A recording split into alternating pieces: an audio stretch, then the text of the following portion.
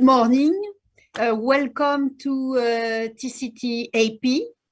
I have the pleasure to share the moderation with Professor David Cohen, and the session is about antithrombotics. And we will have 6 wonderful lectures and a discussion that will be shared with David Cao, Hyundai Chen, Q Wong Park, Philippe Urban, and Robert Ye.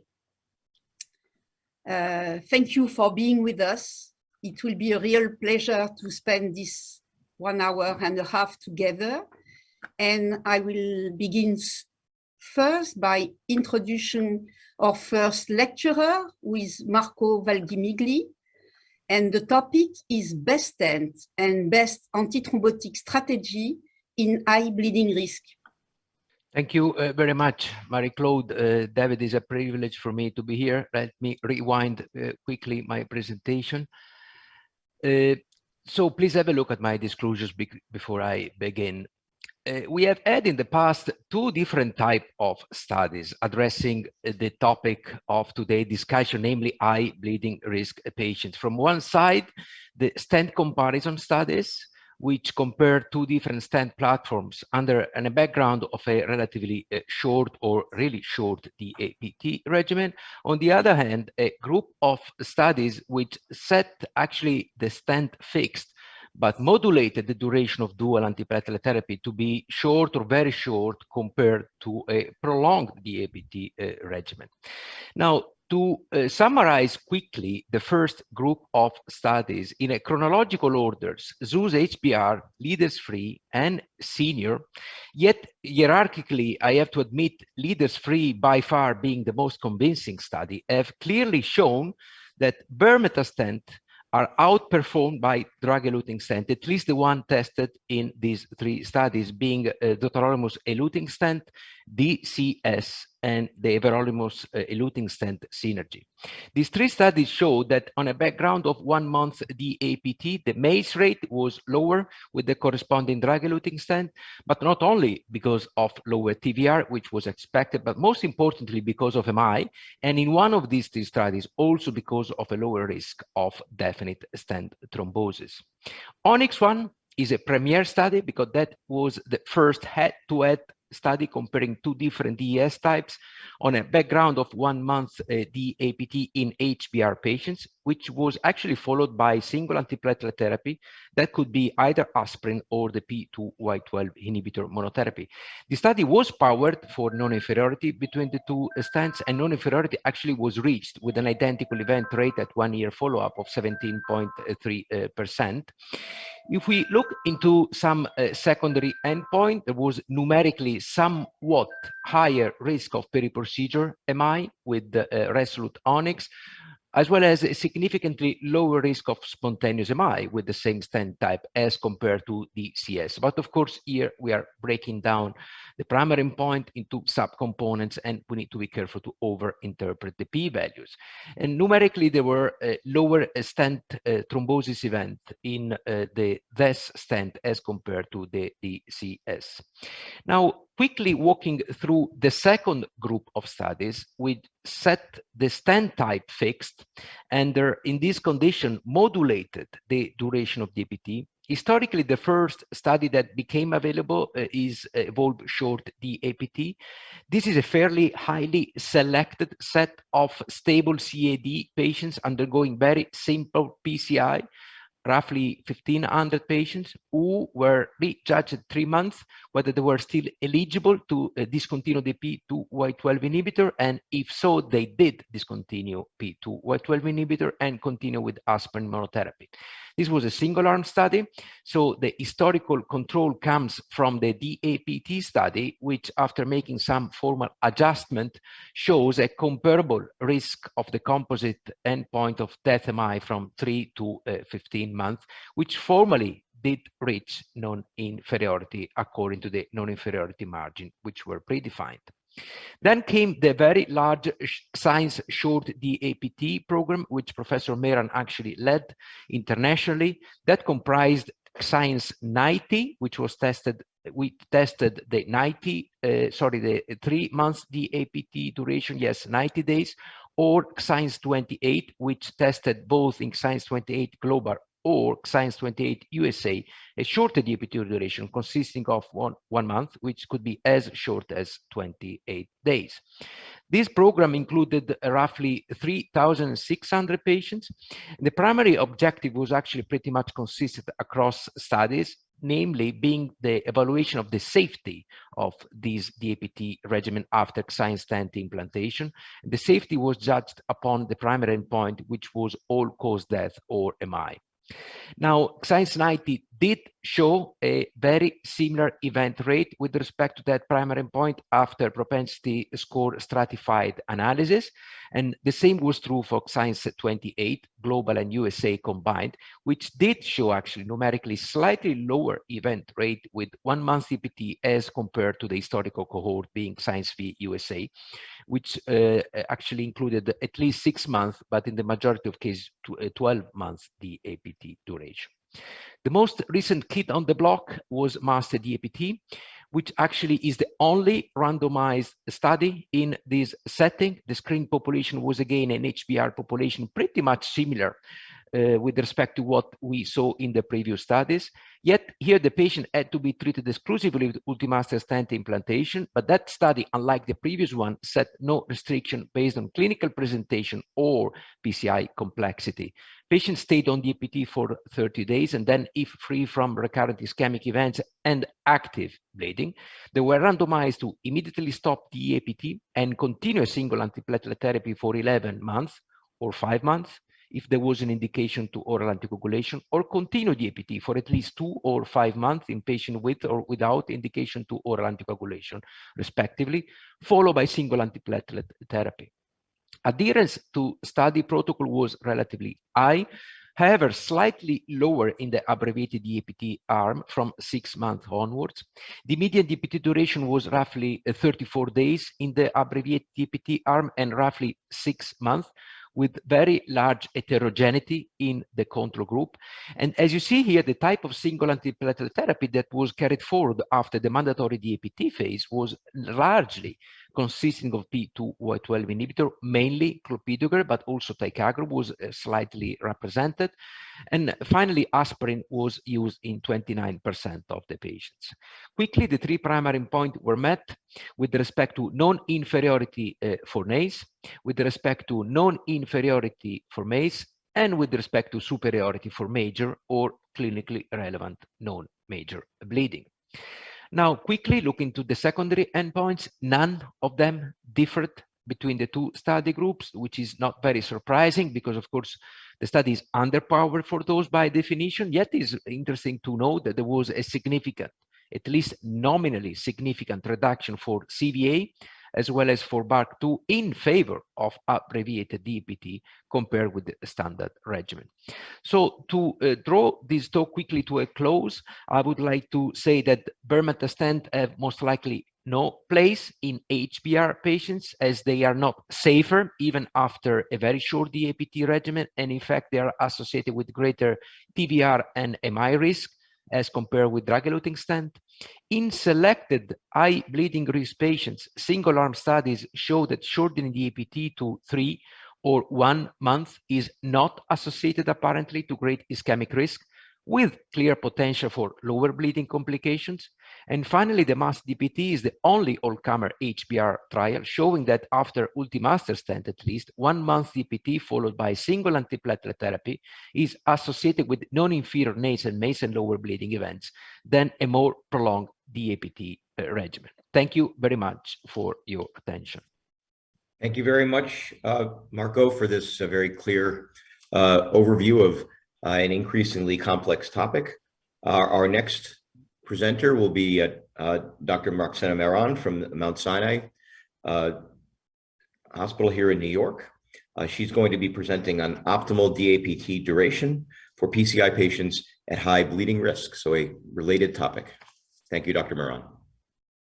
Thank you, Dr. Cohen, and all the organizers at TCT Asia Pacific. I'm always so thrilled to be here with all of my colleagues and friends. Today I was asked to talk about optimal DAP duration for PCI patients at high bleeding risk. I hope I have an answer, but I'm not so sure that it's one size fits all. So let's take you through the ride. Important for you to note my disclosures. I'll specifically talk about the trial that I ran, the Twilight study, which was sponsored by Icahn School of Medicine at Mount Sinai through a significant grant from AstraZeneca, and then, of course, other important disclosures to my institution based on the work that I do. Most of the people on this panel were involved in this really big initiative of defining who are the high bleeding risk patients. And that was the ARC-HBR initiative that was led by Marie-Claude Maurice and Philippe Herban.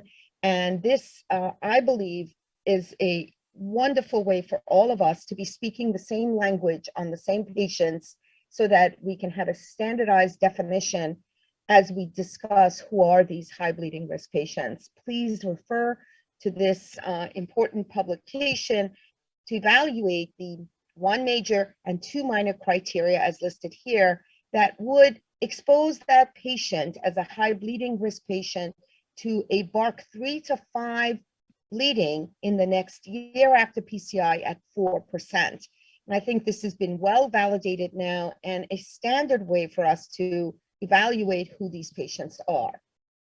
But the dilemma herein lies with the fact that these same patients are the patients who are also at high risk for myocardial infarction, major adverse cardiovascular events.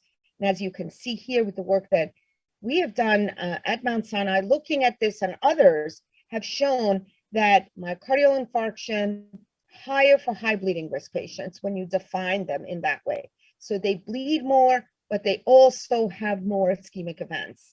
And so how do we evaluate, and how can we fix this dilemma?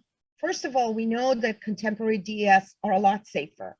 And we just heard from Dr. Valgemigli that, you know, the new generation DES make BMS completely non-necessary, but also that prolonged duration of DAPs are probably not necessary for prevention of stent thrombosis, stent-related events.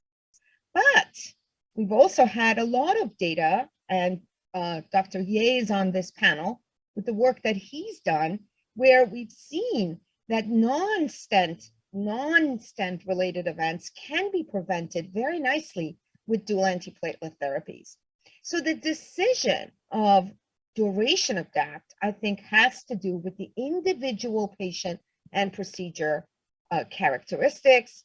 And we know that if we just prolong DAPT in high bleeding risk patients, it is not the way to go, but you can definitely increase bleeding, and early discontinuation can be safe. We just heard the data from Dr. Valgemigli.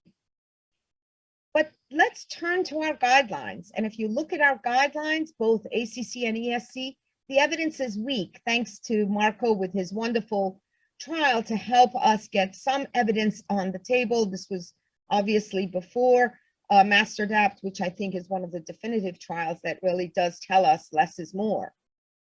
But there are novel strategies that we can do to reduce bleeding, and 2 of these have had some important investigational interest. One is, of course, shortening DAPT by not dropping aspirin, but dropping maybe even the P2, by not dropping the P2Y12 inhibitor, but maybe even considering dropping aspirin. And that's been evaluated in high bleeding risk patients. And then modulating DAPT by means of de-escalation of the different drug types and doses have also been done, which is really a very great way to go forward, but really difficult to do clinical trials in this arena. And so I want to make sure that I give you that warning before I start showing you, but that because it's been evaluated in all of the patients. So we heard about a lot of the shortening of DAPT in different stent platforms in the first talk. But what about HBR patients? I think our colleagues in Japan have done a great job with looking at shortening the duration of DAPT with aspirin clopidogrel and dropping aspirin with clopidogrel monotherapy after a month versus the standardized aspirin clopidogrel. And what they showed, whether it's HBR or non-HBR patients, a very, very interesting reduction of net adverse clinical events, but a big, not reduction, sorry, a good trend towards better NACE, most of it driven by reducing bleeding. If you look at the HBR patients here, when you look at HBR versus non-HBR in STOP-DAPT2, you see that the data looks very similar, but that the bleeding benefit is that much more pronounced. In Twilight, we dropped aspirin after 3 months of aspirin plus ticagrelor. In that study, there was an open enrollment period. Patients had to be compliant and have no events. So in some ways, a lot of the HBR patients come out of this equation, even though they might have been included up front, because of the fact that they had to tolerate and not have a major catastrophic bleed in that first 3 months. Nonetheless, we randomized these patients in a double-blind, placebo-controlled fashion. And the data that Davide Cao and Javier Escanad presented in European Heart Journal, I think speaks very well to the fact that, as you all know, the primary results of Twilight showed in all of the population a reduction in bleeding without increasing ischemic harm. And if we look at this group of high bleeding versus non-high bleeding risk, you could see the magnitude. In the high bleeding risk patients, aspirin and ticagrelor patients for 1 year had a BARC 2, 3, and 5 of bleeding of 11.4%, BARC 3 and 5 bleeding of 5%. So the high bleeding risk criteria do work very well in evaluating these patients. And there was a reduction, major reduction in bleeding in those patients.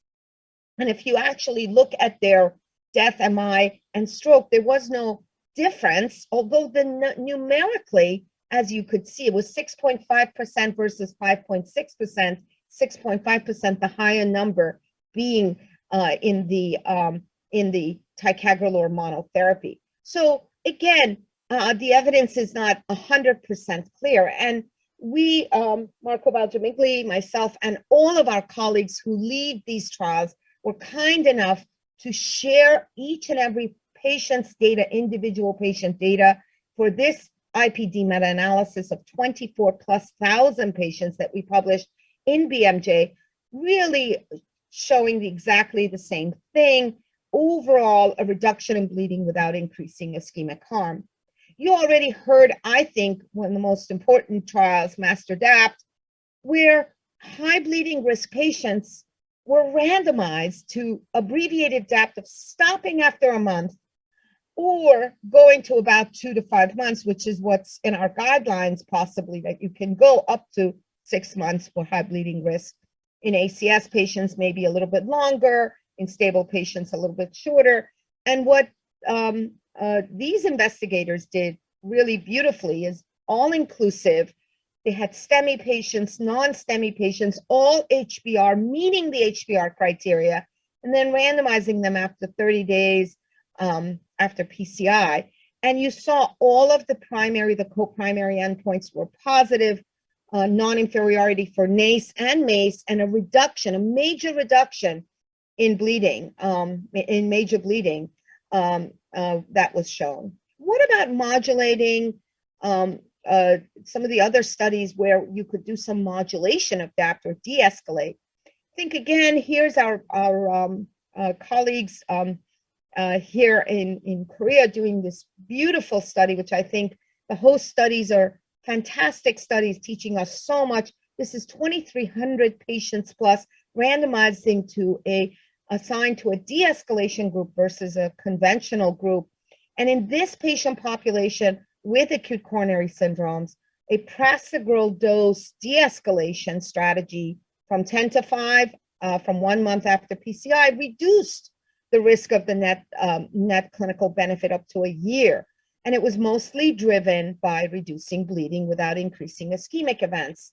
And the TALIS MI, I think this was a amazing study, unguided de-escalation after a month of aspirin and ticagrelor in MI patients, where a de-escalation to clopidogrel from ticagrelor seemed to be not only effective in reducing bleeding complications, reducing NACE, mostly driven by the reduction of bleeding. Of course, the bleeding endpoint in this composite included BARC2 bleeds, but still, I think is a very, very interesting way to think about this.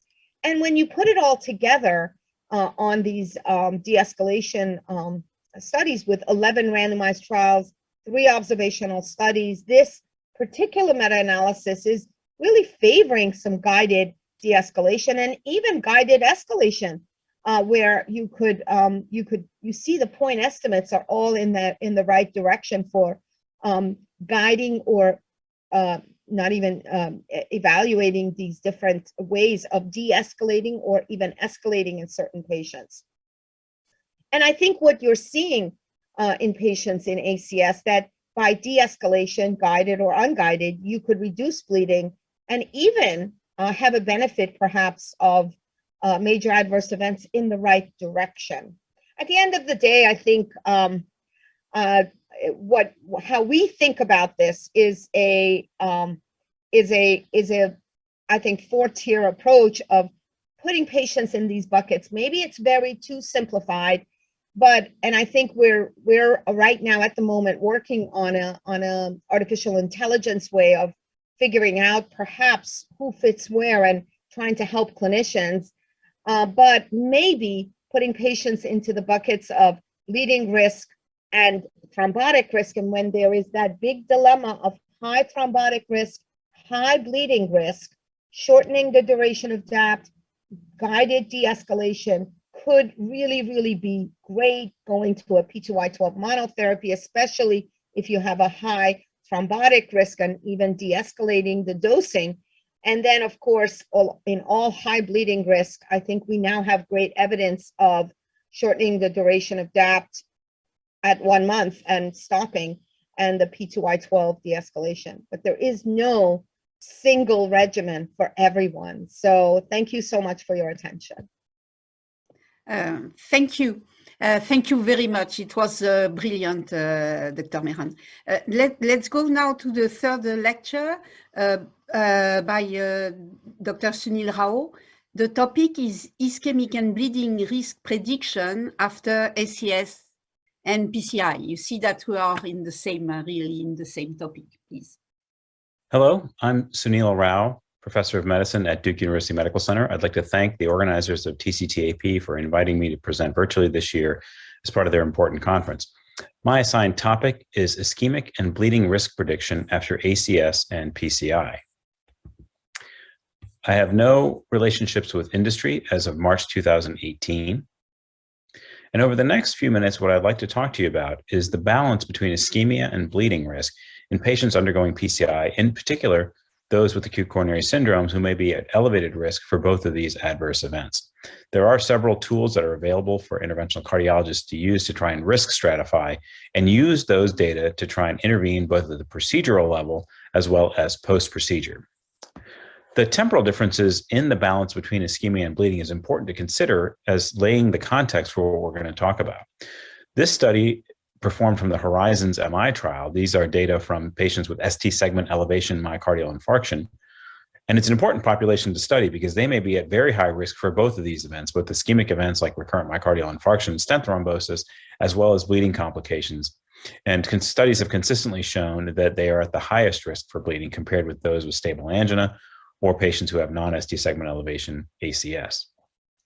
In this post-hoc analysis by Gennaro Giustino, you can see that the risk for ischemia and the risk for bleeding may vary depending on the temporal relationship between the follow-up period and the index procedure. Long-term, ischemia probably exceeds bleeding risk. However, in the short or intermediate term, the bleeding risk may predominate. Once we understand the context or the temporal relationship between these events and the index procedure, we can then use our risk stratification tools to define who is at high risk, and then use that information to try and to come up with different interventions to try and reduce the risk for both ischemia and bleeding. For example, there are risk calculators that are available for patients undergoing PCI, and these risk calculators are really looking at procedural risk, so procedural risk for bleeding. The SCAI has developed a PCI risk calculator, which when the data are entered will give the operator a risk assessment for contrast-induced nephropathy, blood transfusion, as well as mortality. The NCDR has a variety of clinical tools that are available. For those of you who may not be familiar, the NCDR is a series of registries that are sponsored by the American College of Cardiology. And the most relevant one for this talk is the CATH PCI registry, which is the largest ongoing registry of PCI in the world. The CATH PCI bleeding risk calculator is also available as an app for both iOS as well as Android. And again, this is really primarily looking at procedural bleeding risk.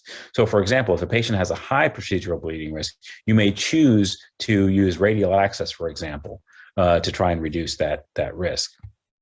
However, we also know that patients may be at risk for bleeding and ischemia post-procedure. And one thing that has emerged is this whole idea around antiplatelet therapy strategy in patients undergoing PCI. Long-term, what we're trying to balance is the risk for recurrent myocardial infarction and stent thrombosis with the risk for bleeding complications. And we know that dual antiplatelet therapy is associated with a higher risk for bleeding than single antiplatelet therapy. And in particular, patients who require oral anticoagulation with warfarin or a direct oral anticoagulant, for example, have been shown to have markedly high bleeding risk when they're treated with triple therapy or the DOAC plus aspirin plus a P2Y12 inhibitor. In those patients, randomized trials have shown that dropping the aspirin is the most important way to reduce long-term bleeding risk. So not only should we pay attention to the combination of antithrombotic agents that we're providing, but also the duration with which we treat these, the duration that we treat patients with these agents. So in this meta-analysis of multiple randomized trials done by Tullio Palmarini, you can see that shorter duration of treatment with dual antiplatelet therapy was associated with fewer bleeding-related deaths and really not a significant increase in ischemic complications. So now we already have outlined two potential strategies to reduce long-term bleeding risk, that is, reducing the number of agents that we use. So for example, dropping aspirin in patients requiring anticoagulation, as well as shortening the duration of dual antiplatelet therapy. One way to try and achieve this balance and figure out which patients may benefit from one of those strategies is the use of the DAPT score, which was developed from the DAPT trial. This will give you a score and will allow you to determine whether a patient has a high or low risk of bleeding or a high or low risk of ischemic events. One caveat, trying to look at much longer term therapy with DAPT after 1 year from the index procedure. Other scores are also available. For example, the Precise DAP score, I'm showing you the website here. And again, this is also available as an app for both iOS as well as Android. And both the DAPT score and the Precise DAP score have been explored in multiple data sets and have been validated in multiple different populations.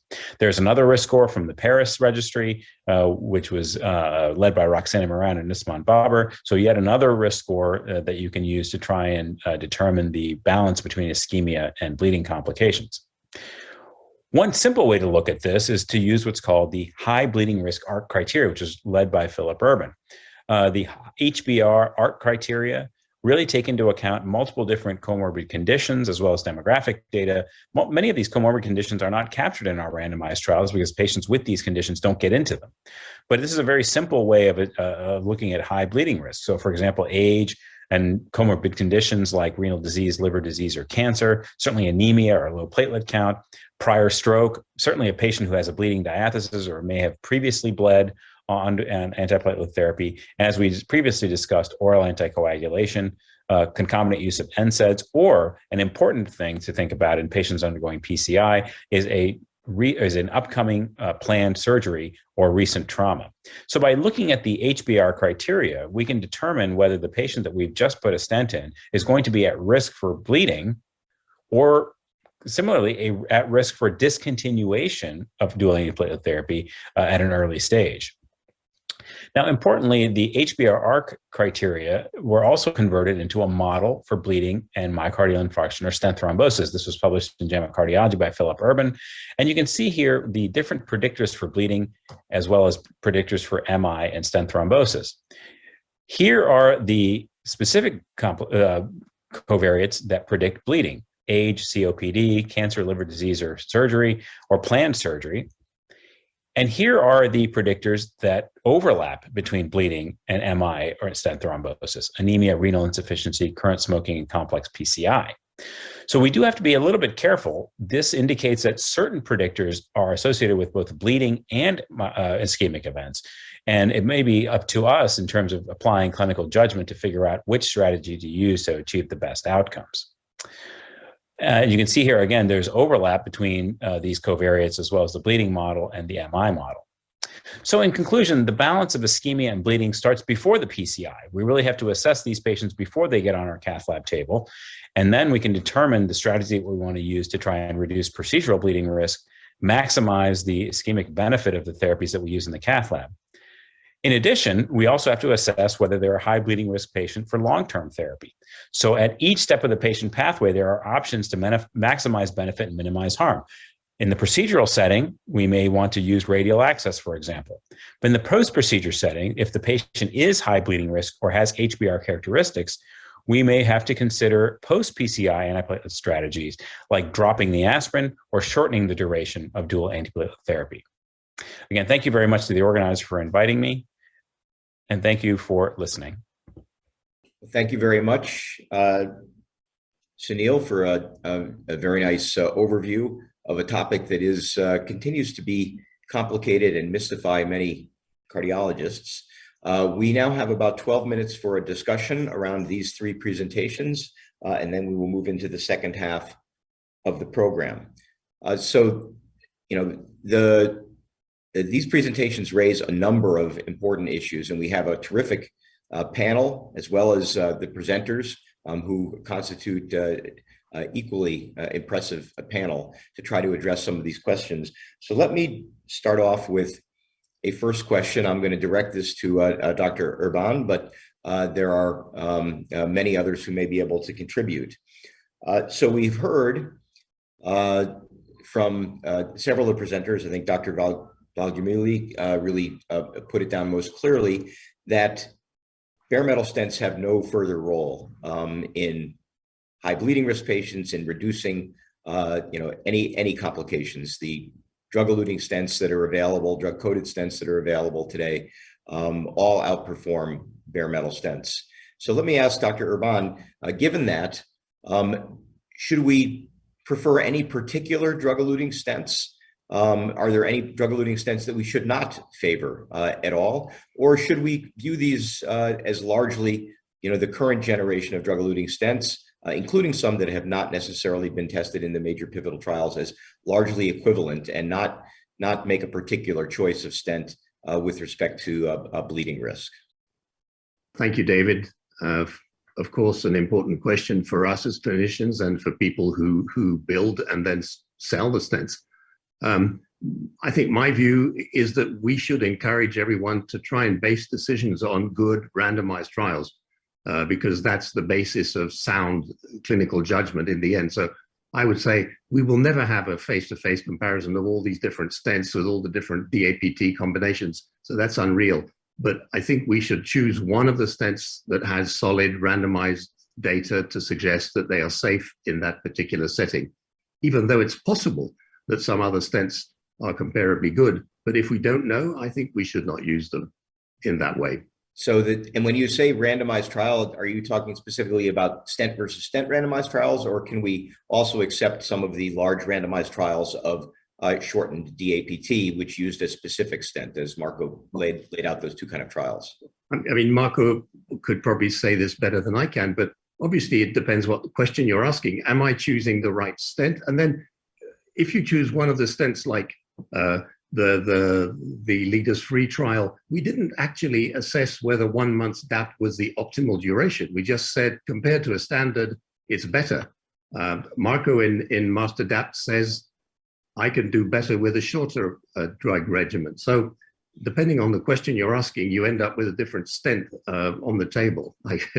But I think in that particular case, both of those particular devices would be perfectly excellent choices for HBR patients with shortened DAPT. Let's turn that question over. Is there anyone else on the panel who has a different opinion or a slightly different take on the stent selection question? Again, from my perspective, we have so many, stents now. Even in the United States, we have, at least 4 excellent drug-eluting, 5 excellent drug-eluting stents these days. And in Europe, I can't even imagine how many choices you have at this point. So, Marco, how do we choose between all of these, or should we bother? You're muted, Marco. I think Philip gave a very important answer and a very wise answer. I don't think I can add anything on top of this. Let me just add perhaps that I'm not convinced all DES have been created equal. All DES is unique. And the reason why we don't see differences is because we don't run proper studies to compare them. The studies comparing stent A versus B are all extremely underpowered for superiority, are perhaps even marginally powered for non-inferiority. That's a reality. So if there are small differences between stent platforms, we are not in the position to capture them. And that's why I think what Philip said is very wise. We should base our clinical practice on sound randomized studies and not extrapolate the findings to stents which have not been used. Thank you, Marco. I see several hands raised in the panel. So Dr. Cao, you have a comment? Yeah, I have a quick comment on this topic since we're talking about antithrombotics and HBR patients. And I mean, it seems like to be a class effect, although not all stents are created equal.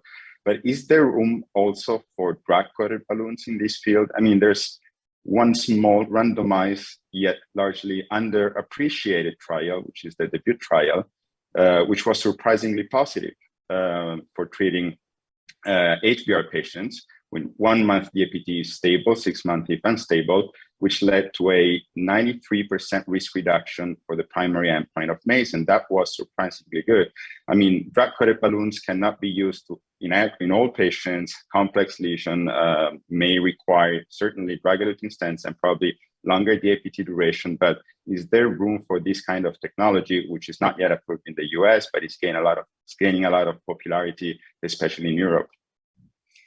I think it's a good unanswered question. In the U.S., the trials are all stipulating longer DAPT durations with drug-coated balloons, and so perhaps many of the investigators on this call will lead the next generation of shortening DAPT with drug-coated balloon trials to give us a good answer.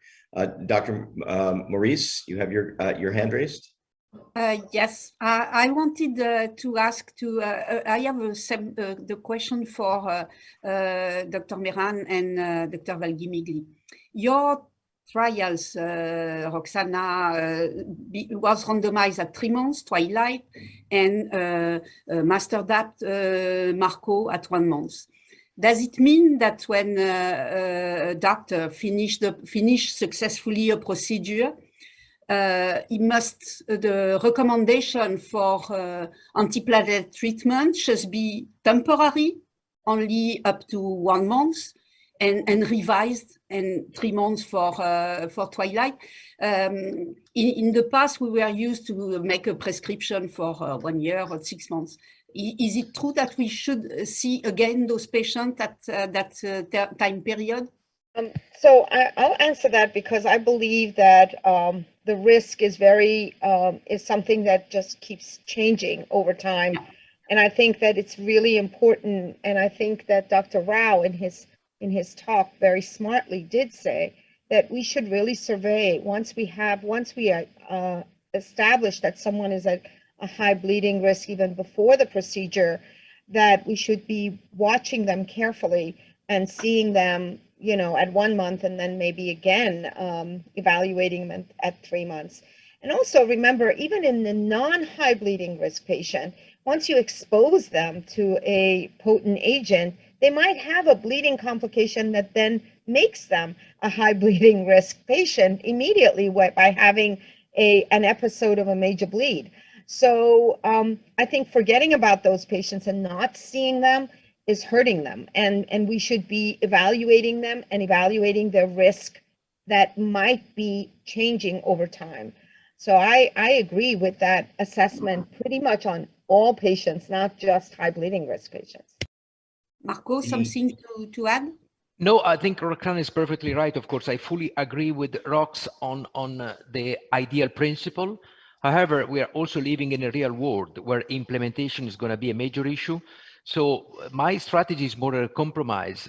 I am not sure I'm going to see all my patients back at 1 or 3 months, whatever DPT regimen I'm prescribing to begin with. Therefore, I make provision and I say DPT should be that duration and then can be stopped if that has not occurred. That is what I'm doing. So I'm a bit anticipating what the possibility that the patient would not be seen by me anymore, because otherwise the patient will stay on DPT forever if you don't make a clear provision. That is what we see everywhere.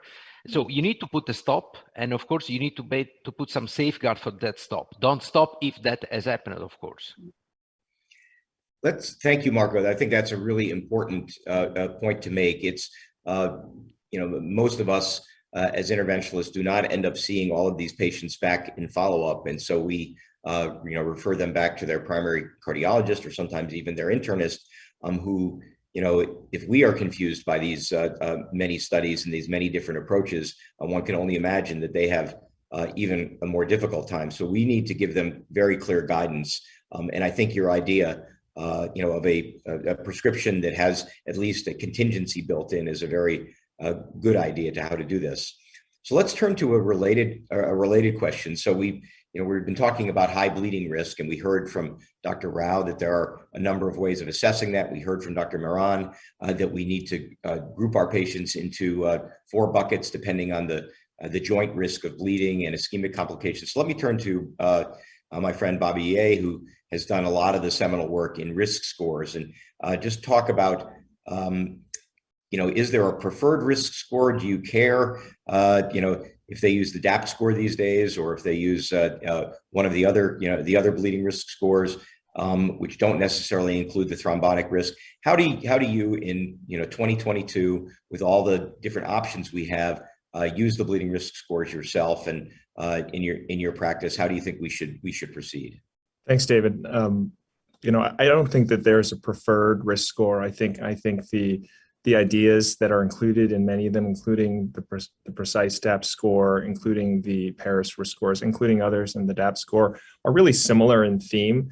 And what they do is they give an evidence-based method of evaluating an individual patient's risk, as well as the HBR criteria that Philippe led. So I think the implementation of some form of risk stratification, a data-driven way to risk stratify patients, is useful. And I think the one that is most useful is the one that you can remember and most easily sort of implement into your practice.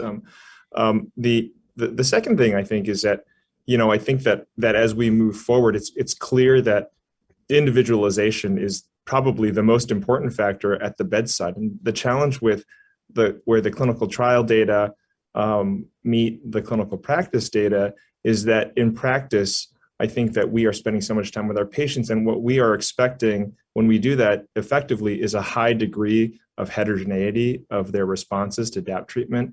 But in a clinical trial, we can really only evaluate or compare 2 different strategies. It's much harder to evaluate, what Roxana is proposing, which is how I practice as well, which is a dynamic regimen, a dynamic regime where it's based on up-to-date information. And clinical trials just aren't suited to evaluate those sort of dynamic regimes. But I think if you can incorporate individual risk stratification and time-updated stratification, I'm really curious about the AI methods to help do some of that stuff. But right now, I think how we should be using the evidence is using the evidence to set guideposts for our practice, and then around that, work within that framework to be able to individualize and time update our assessments. Thanks, Bobby. It remains an area that is challenging for, certainly for many of us. I want to just open the floor to questions from any of the panelists. We have a couple more minutes, and then we need to go on to the second group of lectures. So if there are any burning questions, please let me know. Otherwise, I will ask more burning questions myself. Anything pressing? Well, Philippe, you have your hand up. Yes, thank you. So I just wanted to totally agree with Bobby on his views. I think we have to remember all these scores, and I'm guessing even the artificial intelligence-based systems will require the input of a clinician as well. You have to use your clinical judgment together with these different quantitative approaches. I just like to read a short quote of William Osler. If it were not for the great variability between individuals, medicine might as well be a science and not an art. And I mean, I think, okay, we're getting closer and closer to science, but it's not really science when you're talking individual patients. Just wanted to say that. No, I think that's a great point, and it does point out the need for individualization, which is both the most important thing, but also the most difficult thing that we do in medicine, and it definitely remains a challenge. At a minimum, I hope that all of us, when we are practicing, are providing good, clear recommendations to our colleagues who are going to be the ones very often taking care of these patients afterwards. I think we have had our allotted time of discussion, and so I want to get ready to move on to the next series of lectures, and then we will come back and have a concluding discussion. So the next lecture will be given by Dr. Davide Capodanno from Italy on escalation antithrombotic therapy, when and how. Davide? Thank you very much, David and Mary-Claude. It's a pleasure to be here at this session together with you and all the others at TCT Asia Pacific. So my topic is escalation. There is currently a lot of buzz around the de-escalation, but here we are discussing a different issue in a different setting. So the question is when and how. First of all, my disclosure for this talk. Okay, so we have many ways to optimize the outcomes of our PCI. We can do action before the procedure, especially to reduce the risk of bleeding and therefore improve the outcomes overall. We can do a lot of things during the procedure. We have listened during the first mini session, and there are things we can do after the procedure. Among those things we can do, there is the so-called modulation of dual antiplatelet therapy. What is modulation of dual antiplatelet therapy? Essentially one of two actions. One is escalation, and we will discuss this specifically, and the other one is de-escalation, which will be the objective of the next talk by Domenica Angiolillo. So essentially, escalation is something we do in patients who are chronic, because essentially they receive PCI, we are unhappy with clopidogrel, we want to go towards a more intensive care. And we can give a double dose clopidogrel, we can give a prasugrel or ticagrelor, but essentially we have concern regarding aplatelet reactivity with clopidogrel. While de-escalation is different, it means that we do the other way around. So we are in the context of acute coronary syndrome patients, we have prasugrel or ticagrelor, and we want to reduce the intensity of dual antiplatelet therapy by switching to clopidogrel or a reduced dose of prasugrel or ticagrelor. So we will focus especially on escalation, meaning CCS PCI patients. So one of the reasons why we want to go from clopidogrel to something better may be because the patient is a STEMI with clopidogrel already ongoing. This may be because the patient has a thrombosis of a stent during clopidogrel therapy, but here we discuss a different scenario, which is that of guiding our decision to go towards prasugrel or ticagrelor or double dose clopidogrel based on something, for example, a platelet function test. We will discuss that.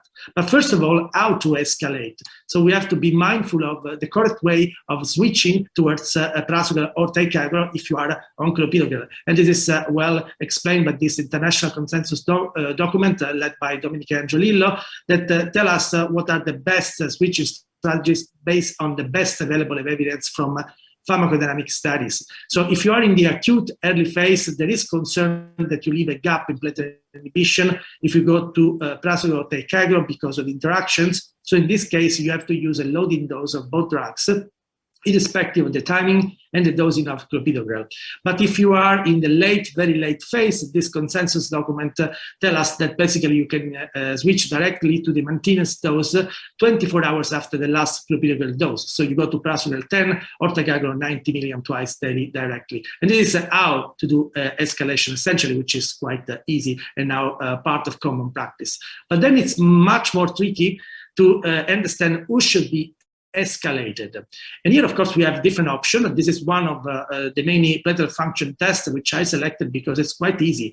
So essentially in 3 steps, you have your result. You start with the machine that prompts the first action, which is inserting the test until it clicks. Then when prompted again, you insert the blood tube into the test sample port. And then after 2 to 5 minutes after closing the cover of the machine, you just read the results in terms of platelet reaction units. So it's very easy nowadays if you have this machine to get the result of platelet function testing. But then the next question is, of course, does it work? And we have 2 quite, let's say, mid-sized trials that try to address this question. And so there are many actually, but I'm showing you the ones that have at least 2,000 patients, which is probably still quite underpowered. So this is the Arctic study that was published in New England Journal of Medicine in 2012, and that was an open label, multi-center randomized trial. The participants were 2,440, and they had ACS, but also stable CAD. So these patients received the platelet function testing using the Verify Now assay, both aspirin and the P2Y12 inhibitor. And in case of aspirin resistance, they received intravenous aspirin. If they had a P2Y12 inhibitor resistance, they went to double dose clopidogrel or prasugrel. The comparator was a standard treatment, so clopidogrel with aspirin only. The primary endpoint was MACE, death, MI, stroke, stent thrombosis, urgent revascularization at 12 months. You see many events because the definition of MI, this study was very sensitive. And you see that essentially there were no differences between the 2 strategies. And also for the endpoint of stent thrombosis or urgent revascularization in isolation, you do not see any difference. So the authors concluded that no significant improvements in clinical outcomes with platelet function monitoring and treatment adjustment were noted. But we have also another study which has more or less the same number of patients that actually was positive. In this case, we have a PATH-PCI that was published in the European Heart Journal of Cardiovascular Pharmacotherapy in 2020, so it's more recent.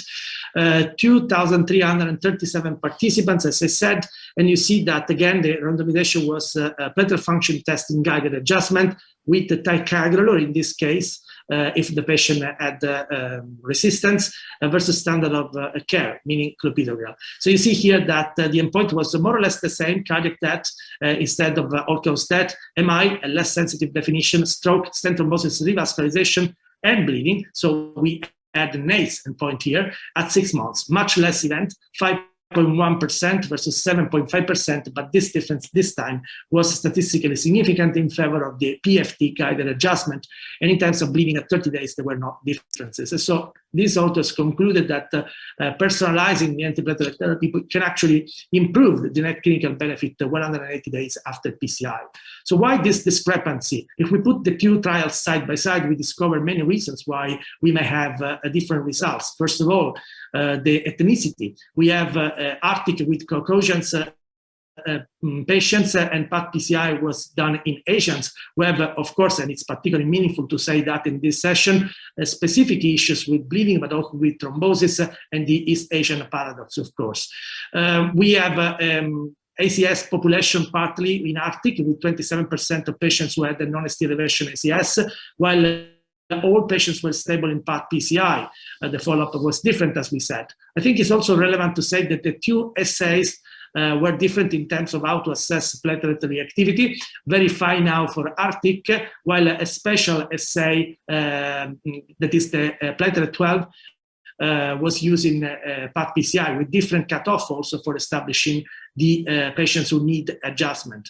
You see also that the way the adjustment was done was different in the two trials, double dose clopidogrel on one side or prasugrel, ticagrelor on the other side. The HBR rate was different, and of course it's no surprise because the cutoff and assays were different, and also the primary endpoint. So we cannot be really surprised when we see different results. This doesn't mean that this procedure works or doesn't work, simply we need more data. I would like to spend a few words also on another way to guide the escalation, which is genotyping, which is now becoming easier than in the past. So essentially, this is the Spartan tube, which means that you have to swab the patient's cheek and insert the sample into the tube. In about 1 hour, the results of the tests are available. So this kind of genotyping tests are becoming bedside in a way, and also this is a nice evolution. But then we have also to look at data and realize whether this worked or not.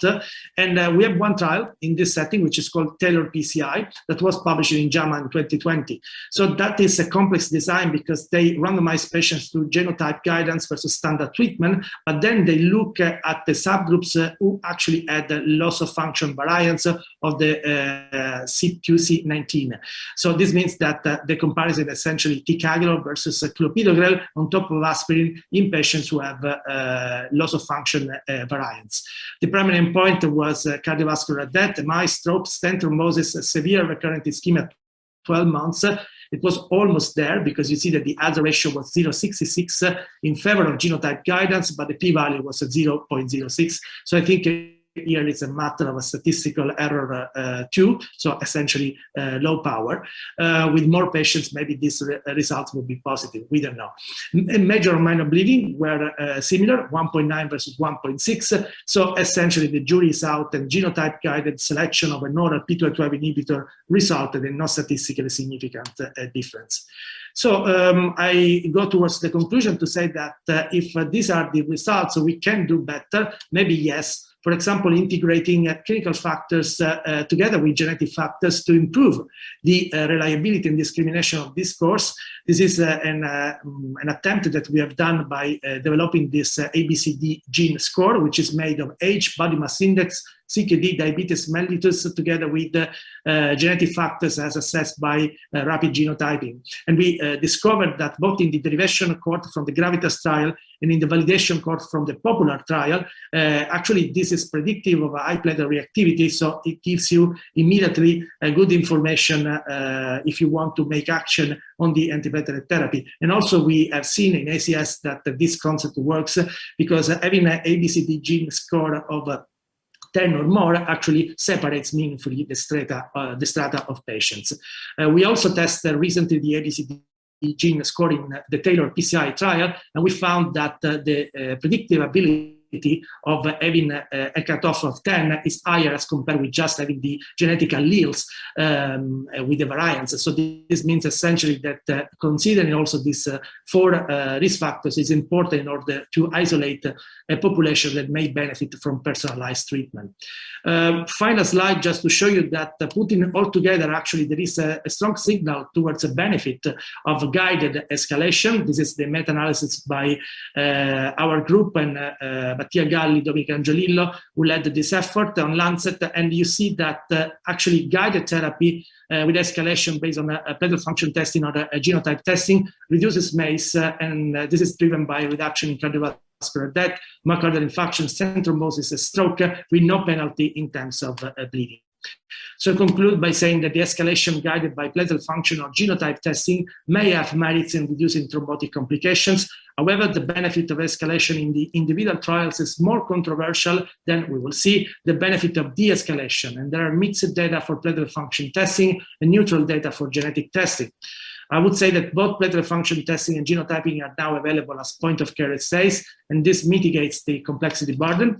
And finally, in 2020 in Europe, the de-escalation has entered the list of practice recommendation included in our guidelines, but no corresponding recommendation currently exists for guided escalation in CCS guidelines. Thank you very much for your attention.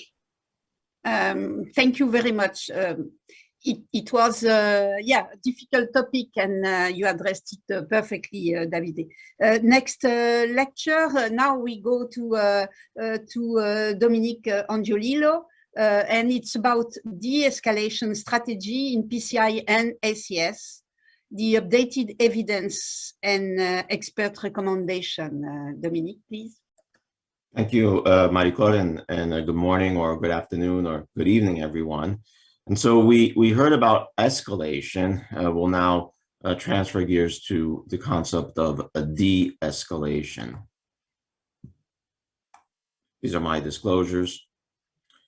So the concept of de-escalation, as we heard from the first session, falls within the strategies to reduce bleeding, together with that of shortening the duration of clopidogrel therapy or that of discontinuation of aspirin.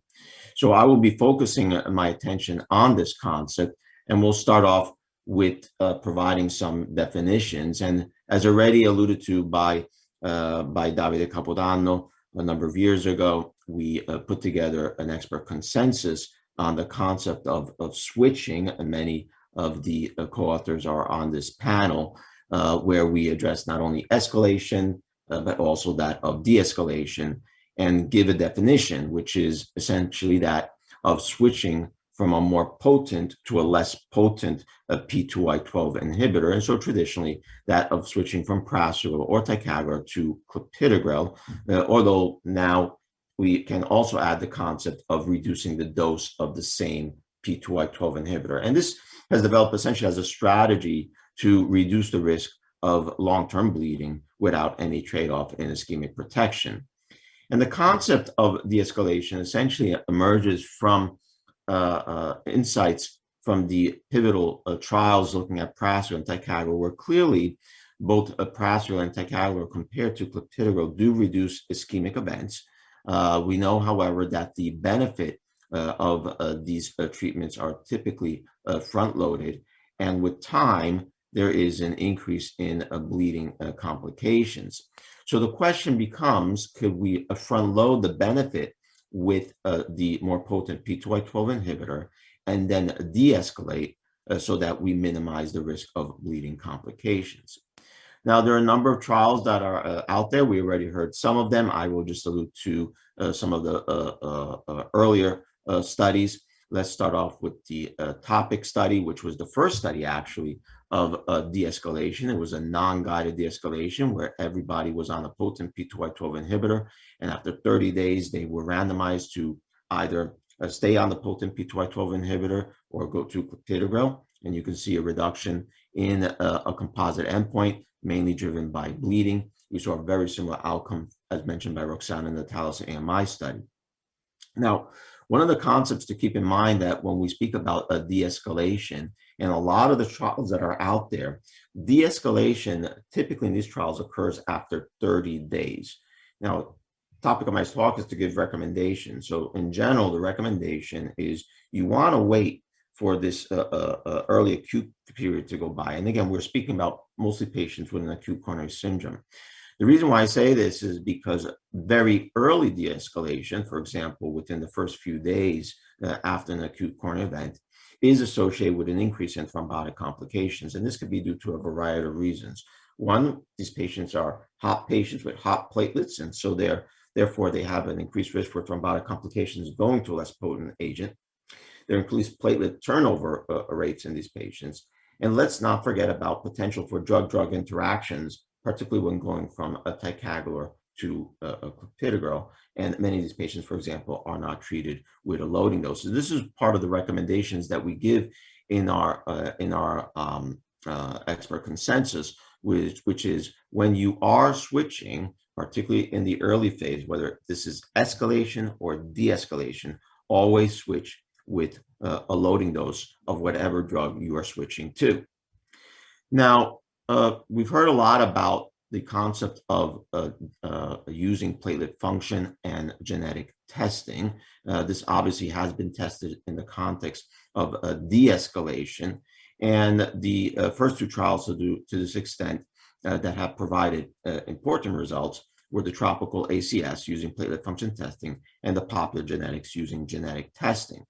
Here you see the results of the tropical ACS study, where this was a study of guided platelet function testing, where the study met the primary endpoint of non-inferiority. There was a numerical reduction in bleeding complication, but without any trade-off in ischemic events. And then we have the popular genetics, where guidance was done using genetic testing, again, showing meeting the primary endpoint for a non-inferiority, and this in patients with STEMI, again, looking at a composite endpoint of ischemic events and the bleeding complications. So definitely very useful tools to safely de-escalate. One of the questions that comes up is, however, which one do we use? And this is a very different concept than escalation, because with a de-escalation, by definition, you're already on a potent P2Y12 inhibitor. So to use platelet function to assess response to clopidogrel, you first need to de-escalate, evaluate, wait for a certain period of time to reach steady state phase, test, and then eventually escalate if you're a non-responder, or stay on the drug if you are a good responder. And this is where genetic testing actually comes in very handy, because your genes simply do not change. And so we do now have point of care assays, as already alluded to by Dr. Capodanno, but can we do better? Because again, when we're using genetic testing alone, we're looking at the genotype, not at the phenotype. So having loss of function alleles does not necessarily mean you are a poor responder to clopidogrel, okay? And the same way, having wild type alleles for the CYP2C19 does not mean that you're always a responder to clopidogrel. So why not integrate the factors that are associated with clopidogrel response? And these include clinical factors and genetic factors. And you can see here, as already eloquently shown by Davide, a score that we have came up with, and also now evaluated in different settings. And this includes the Taylor PCI, has also been tested in patients with a stroke, as in the CHANCE study. But we do not, however, have a prospective randomized studies to this extent, but definitely a useful tool.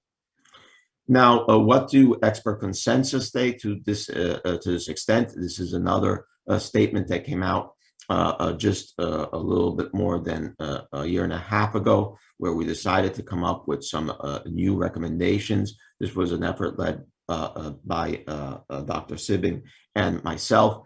And again, not having all the data that we have today, and indicating that, yes, we should follow guideline recommendations, as we've heard throughout this presentation. But yes, there is an opportunity to consider de-escalation. This is, again, for patients presenting with an acute coronary syndrome, where by definition, there is a reason to de-escalate, particularly in those individuals where the bleeding risk exceeds the thrombotic risk. This is now implemented within the practice guidelines, particularly from the ESC, where provide guidance that we can consider de-escalation in using also platelet function and genetic testing. It's a class 2B recommendation. Again, these guidelines, however, did come out prior to more recent evidence, and this includes the meta-analysis that has been referred to in a number of the presentations, where the concept of a guided de-escalation does what it's supposed to do. You reduce bleeding, okay, without any trade-off in ischemic events, okay? And this is selectively in patients with an acute coronary syndrome. While on the other hand, the objective of an escalation is to reduce ischemic events without too much of a trade-off in bleeding complications.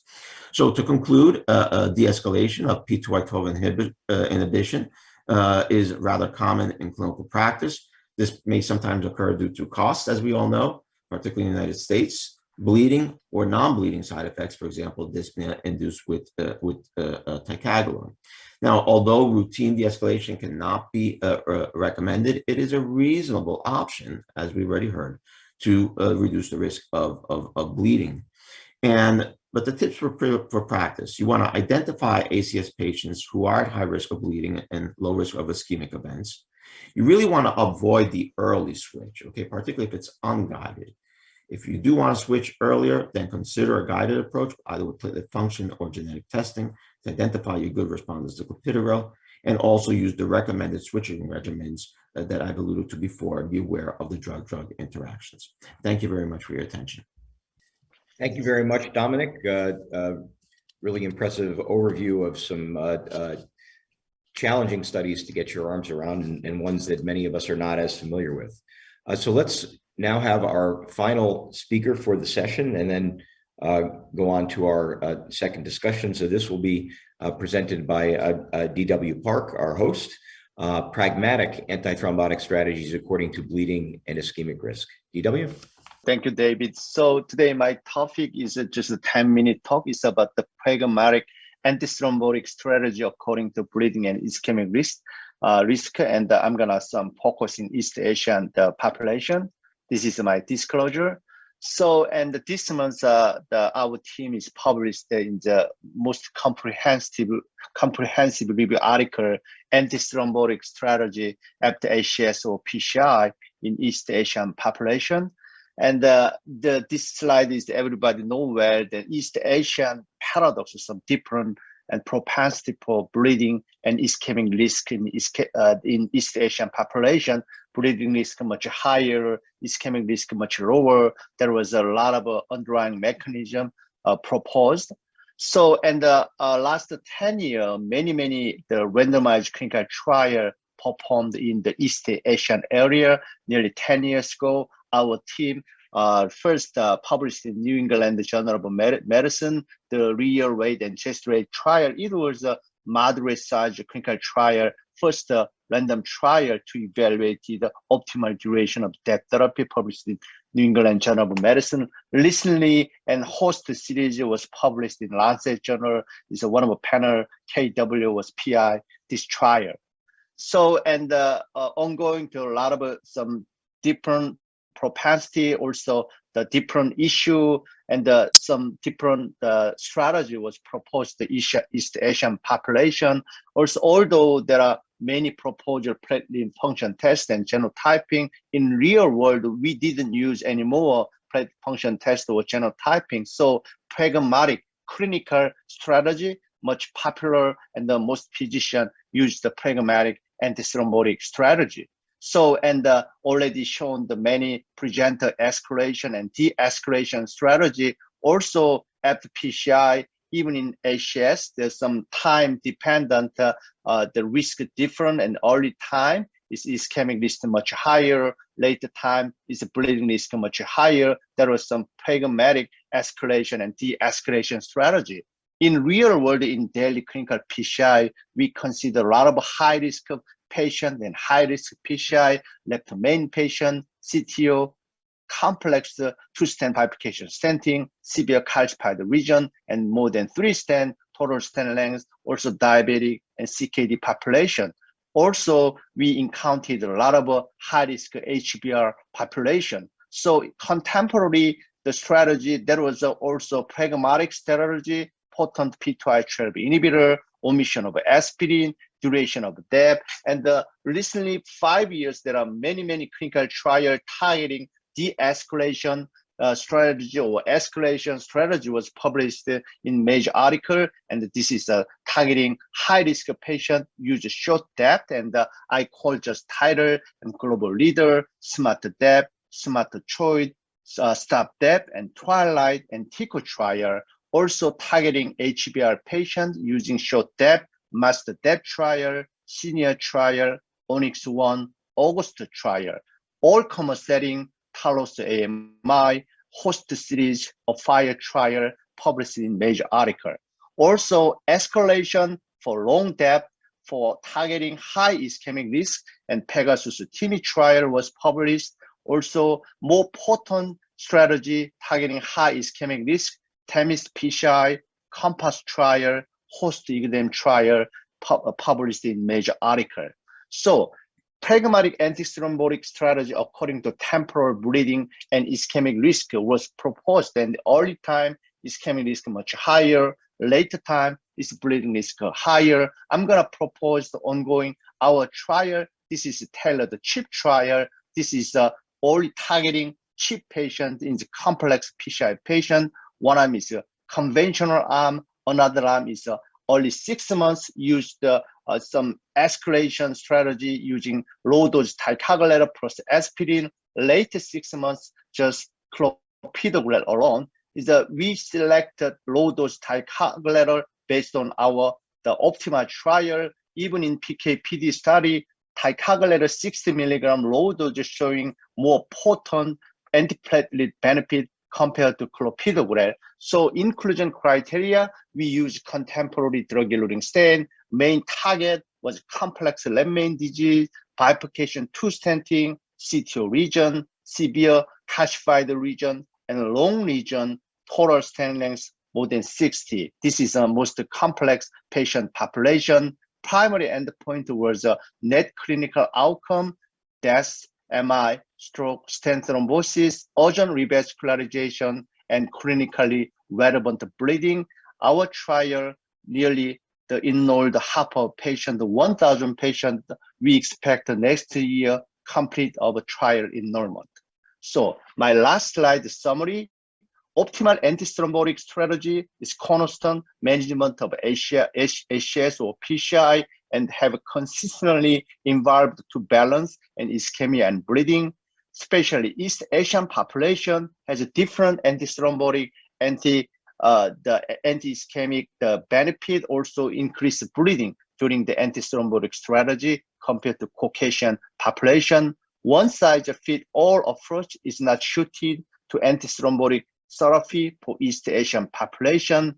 So lastly, careful assessment of thrombotic risk versus bleeding risk is required by a tailored, potentially dynamic strategy, as well as a treatment plan based on individual patient risk. Thank you for your attention.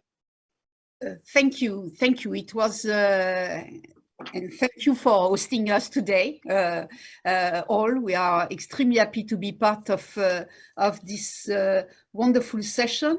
And now we have a 12-minute discussion. I would like to begin first with our panelists who did not came to discuss yet, with Kyung-Woo Park.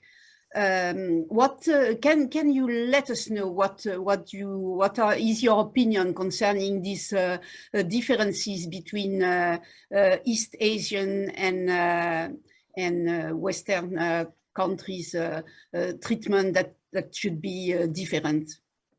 Yeah. So thanks for giving me an opportunity.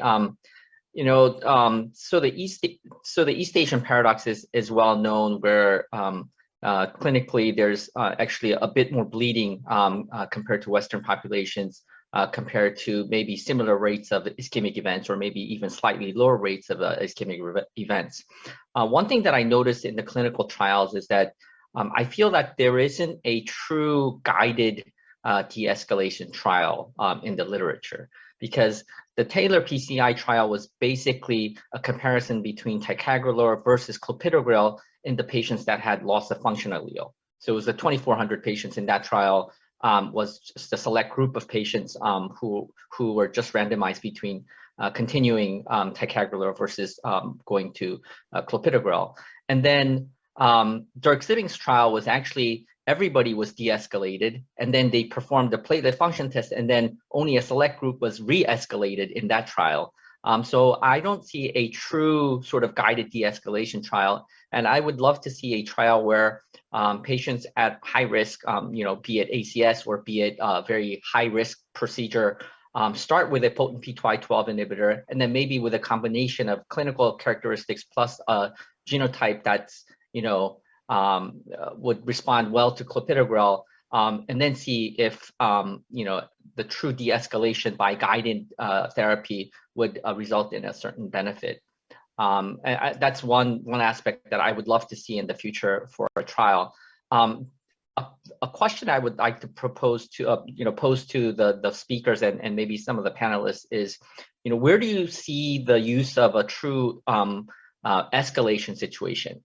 Because if you're doing well after PCI on, aspirin plus clopidogrel, when do you have the need to escalate these patients, and at what time? So when do you switch to a more potent agent, unless the patient has a stent thrombosis or has a repeated myocardial infarction? Because I usually never see a situation where I have to intensify.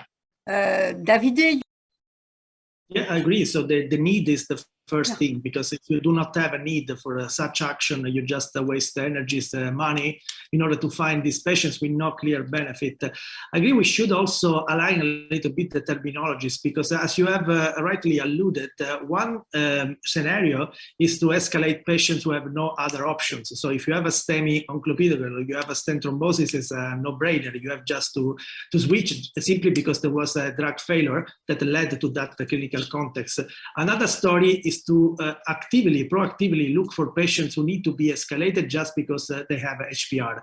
And I totally agree that while de-escalation now has a strong case, I think that kind of trial you were mentioning could be maybe Popular Genetics, where they actually did the test in all patients, they switched based on the results, and they had the good clinical outcomes. But for de-escalation, I agree, we have no evidence that we should actively look for these patients, and there is no reason to do so unless we have a definitive trial, well-powered, and we are far from there, that show that you have a superiority, not just a non-inferiority, because there is added cost and resources. Do you mean, Davide, that at the moment we have kind of consensus that the genotyping patient or testing the platelet activity in everyday practice as a role? Yeah, let's say it would become a screening, and we know that very few things work as a screening. I think many things have failed, even for smoker having a CT. It's not well established. So think of a genetic testing. In order to establish as a screening tool, we need a lot of data. We are far from there, I think. Let me ask you just related. Go ahead, Dominic. Go ahead. Okay, sorry. Yeah, so to answer the specific question about the escalation concept, the de-escalation is a I think it's a more easier concept, but the concept of escalation, if you're going to do it, it has to be obviously in the acute phase or in the peri-PCI phase, because the truth is, who cares 1 month down the road? And the only way really to do that is having the information at the time of the coronary intervention. And that becomes a little bit difficult because, as mentioned before, the patient needs to be on clopidogrel to define a response using platelet function testing. And many times patients do not have that. And so that's where having the results of genetic testing may become handy.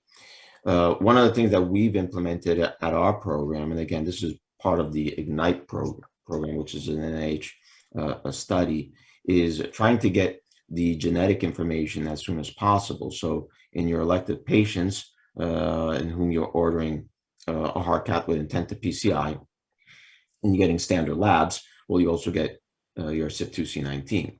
So the interventionalists will have that information at the time of the procedure, and may or may not use that information in the selection of the data. So we're collecting this information as part of a national registry, but I agree that making a strong argument at this time for escalation is difficult. De-escalation is a different topic. David, yes, please. Please, David, ask your question. So I have a question related specifically to the East Asian paradox and some of the implications of the trials that we've been discussing for practice outside of East Asia. And perhaps I'm sure KW would have some insights into this, and DW as well, and maybe Dominic. We know that the vast majority of the trials that have been done looking at withdrawal of aspirin on a background of clopidogrel have been done in either Japan or Korea. That's really where those studies have been done. And how confident can we be about applying those trials outside of East Asia in practice? So the strongest trials that have been done in the West have been using ticagrelor as the background P2Y12 inhibitor when we're withdrawing aspirin. And there really have not been, with the possible exception of Marco's trial, MasterDAPT in high bleeding risk patients. So I'm just curious as to what people think, again, with perhaps some emphasis on the East Asian panelists, but also folks like Dominic and Marco. Marco, please. You are on mute, Marco. I don't have an answer. The short answer is I don't have an answer, to be honest. I'm always concerned when I am forced to use clopidogrel. That's a reality. Even more so if aspirin is supposed to be dropped early. That is a reality. I have to say that I don't follow the guidelines that even in the past I contributed to write, because the guideline says that you should not use platelet function testing. I'm using platelet function testing routinely in patients who are receiving clopidogrel, and I am guided by those. Whether I'm doing right or wrong, I do not know, but thinking myself being a patient, I would never receive clopidogrel without making sure that I would respond to it, especially if I'm supposed to drop aspirin. So that is my short answer, to be honest, to your point. I think the studies using ticagrelor are extremely reassuring. Not a single study per se, perhaps, but the combination of all what we have. Roxana was already referring to the collaboration that we had recently by looking to a pooled data set of studies using ticagrelor. The upper limit of the confidence interval is 1.09 as compared to a DAPT regimen. So basically, we already can rule out that there is any reasonable risk of dropping aspirin after 1 or 3 months. Whether that can be even dropped earlier, that is unknown, but studies are running, and most likely the answer will come in the next years. Okay, I have one question to the Professor Yoon-Dae Chen, and I know in China is also involved in the Twilight trials. I'm also curious about the status of platelet function test, also genotyping in China. And as you know, the East Asian, including China, Japan, Korea, and the 2/3 are resistant, having the 2C19 polymorphism is a defect. Do you usually check routinely the all PCI patient or ACS patient? I'm wondering the current status in China. I think it's a quite interesting question. In China, the post-PCI and also before PCI, also we guide by the some calculator of the means high bleeding risk score like CAS-PCI or also issue. And generally, we also follow the just like the Professor Moran show us for the lower bleeding risk, and also with a higher ischemia risk. Generally, we use for ACI's case, generally we use a very potential DAPT and also aspirin plus ticagrelor, especially for acute myocardial function, and also ACIs, and also include some very complex PCI like left main and bifurcation, multiple vessel disease, just like you present in your slides, and also for the de-escalation generally is not very challenging, and generally we just focus if very high bleeding risk case. Generally we because also you show the Eastern Asian patient, actually we have not so many high risk rate of the ischemia events. Especially we use a lot new generation DS after. So, but post generally after 30 days for post PCI, generally bleeding rate a little bit dramatic risk. So we focus that for the high bleeding case is quite more considered for that. But platelet functional testing now, because verifenol test is not available in China, and also for some just for some study and not covered by the reimbursement. So, but another RPA or platelet function testing generally is not out routinely because it's not supported by the guideline in China. But generally, we also do some platelet testing, functional testing, function testing for some. We think that maybe have a high risk of ischemia case. So, but the genotype is not routinely used, and just like ABCD general score, that this kind of method is not used in China. Great. Thank you. Thank you very much for describing your situation in China. Roxana, let's say you led, so is there a single antiplatelet therapy after escalation, de-escalation? Is there still a role for aspirin? Oh, I know many people are asking me about this question. Thank you, Marie-Claude. In fact, there was a lecture I gave, It's Time to Retire Aspirin, and because it's such an interesting topic, perhaps, it's received like over 10,000 viewers, and it's crazy. So I would say, I mean, I just think that we need to think outside of the box.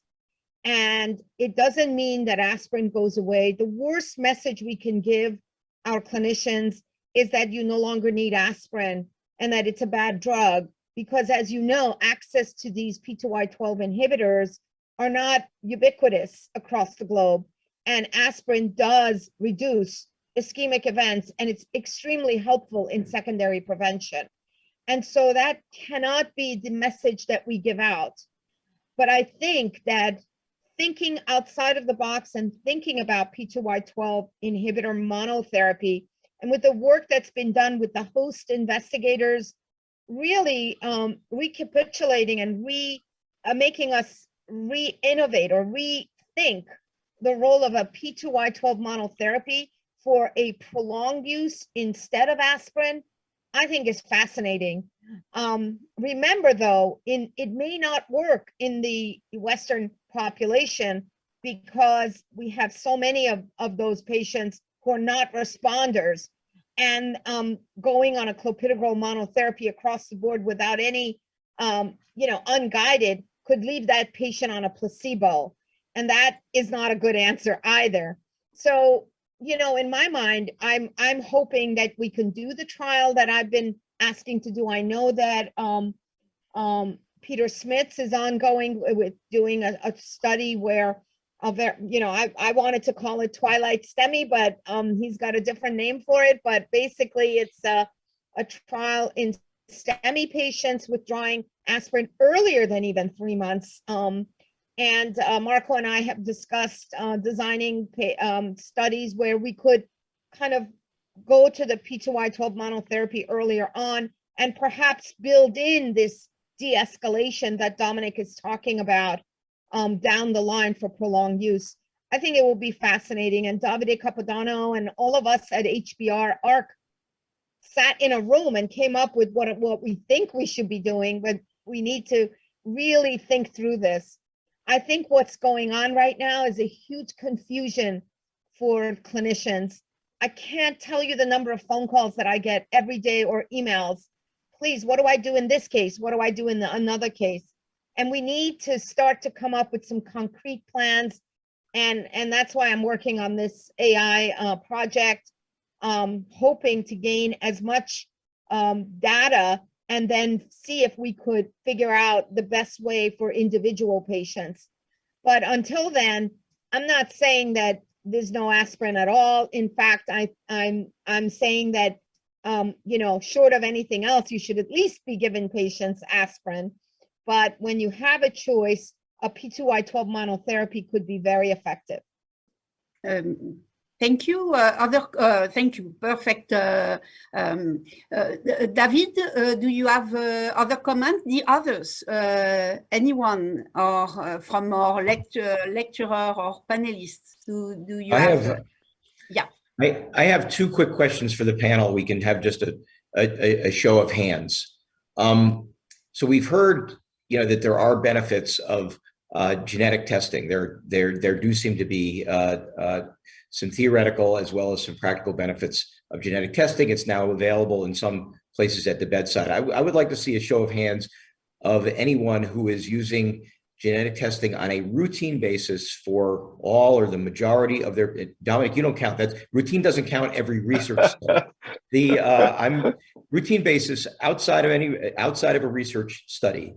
You may still be able to vote positive, but is there anybody other than Dominic who is using genetic testing on a routine basis? And the answer is no other hands than Dominic. DW says never. Never, so yeah. it's interesting to see that. I knew Dominic would have his hand up for that. Let me ask the other question. This one comes up all the time, and I'm going to ask this question so that Roxana doesn't have to take so many calls from the field about this. So we know, again, in high bleeding risk patients, which includes patients on oral anticoagulants as a major group, that shortening the DAPT or in particular removing the aspirin is a beneficial strategy. And then we continue the patients on a P2Y12 inhibitor for some period of time, either often 6 or 12 months. What are people doing when you get to the end of the 6 or 12 months in an ACS patient, or any patient at all who is on either a DOAC or warfarin? Are people stopping everything other than the anticoagulant, or are people continuing some antiplatelet therapy beyond 6 to 12 months in those patients? I'd like to hear from anybody who has a strong opinion on that. I always stop. That's a quick answer. Yeah. Stop everything except for the oral anticoagulant. The FIRE approach, I think, is the trial. With that in master DAPT as well. Yeah, and actually, we anticipated the drop at 6 months. And even when you correct for lack of adherence to that recommendation, stopping everything is associated with significantly lower bleeding risk without any excess of ischemic events. So I do stop after 6 months. So I asked this because it's incredibly common in U.S. practice to have these patients be maintained on low dose aspirin plus an anticoagulant. And it's astounding to me. It's really hard to get people to stop the aspirin. Roxana said she didn't want to be the anti-aspirin doctor, but for it, this just seems like it's a no-brainer. Can anybody help me understand why people continue to do this? I mean, am I behind the times? Because I just see all these patients coming back for follow-up on both. Well, I think there's the perception out there that patients with atherosclerotic disease need to be on an antiplatelet. And until the most recent guidelines from the ACC/AHA or even our North American consensus have made statements, okay, you can stop aspirin or any antiplatelets on the oral anticoagulant. You still have a significant proportion of cardiologists across the country maintaining it. I recall when we came out with our first consensus document on stopping all antiplatelets in these patients, the number of phone calls and emails we got, are you guys crazy keeping the patient just on an anticoagulant without an antiplatelet 1 year after your AFib, 1 year after PCI in your AFib patient. So again, I think it's a change in mindset. And let's not forget, anticoagulants also have indirect antiplatelet effects. So it's nice to have a great study with the NOACs, right? Where we don't have the ideal study yet. Hopefully, Aquatic may address that. I think part of the problem. A last word, and after David, it will be time that you conclude this wonderful session. Okay. We could do it forever. No, Philip, please. All right, then just I think one of the problems is the antithrombotic treatment. The anticoagulants are often prescribed by another physician, and the interventionist is prescribing the antiplatelet drug. So it's my drugs and his drugs or her drugs. And I think that's part of the problem. I think that's a good point. Marie-Claude, do you want to finish up? No, I want, yes. I'm okay. I would like to thank you, TCTAP organizer, for inviting us, to thank all the lecturers, all the panelists. It was a wonderful session, and I wish to the audience that they have a clearer idea on antiplatelet and HBR after this session, if possible. Thank you all. Thank you, really all. Thank you. Thank you. Thank you all our friends, and absolutely, I hope to see next year in-person meeting TCTAP 2023. Thank you.